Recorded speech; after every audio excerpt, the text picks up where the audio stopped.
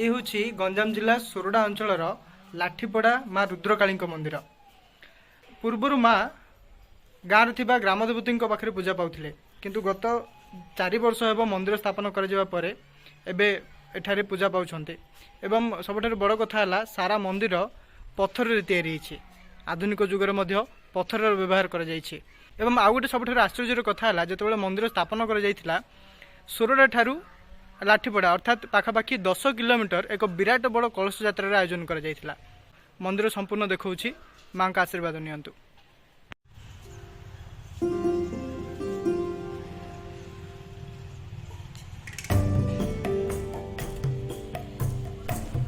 गंजाम जिले में अनेक मंदिर रही कहुए जेते साही सेते मंदिर से जेते मंदिर रही सेते परंपरा एवं सेते विश्वास रही। घुमुसर माटीर अन्य एक पर्यटन स्थली भाव जनाशुना माँ रुद्रकाली मंदिर भंजनगढ़ ठारू सोरडा जिबा रास्त लाठीपड़ा ठारे माँ रुद्रकाली मंदिर रही।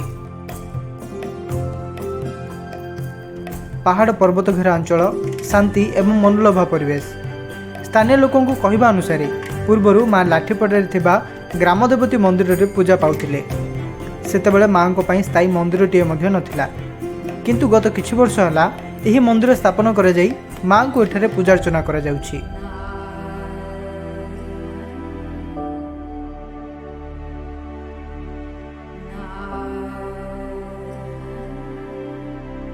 सबुठारु बड़ कथा है माँ को विग्रह सह पार्श्व देवदेवी मूर्ति अष्टधातु निर्मित होइछि। आखपाख गाँव प्रत्येक दिन माँ को दर्शन करने भिड़ जमी थाए एवं यह स्थान में भोजीभातर आसर जमी थाए।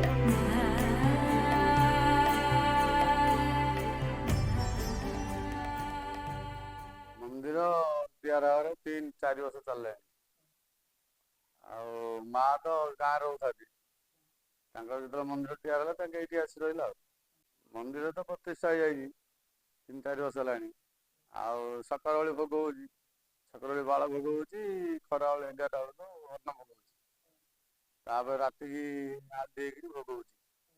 हाँ गाँ भितर रोते ग्राम देवी कालुआ महापुर कालुआ महापुर जो मंदिर तैयार है आसला माँ ना हूँ रुद्रकाली कलश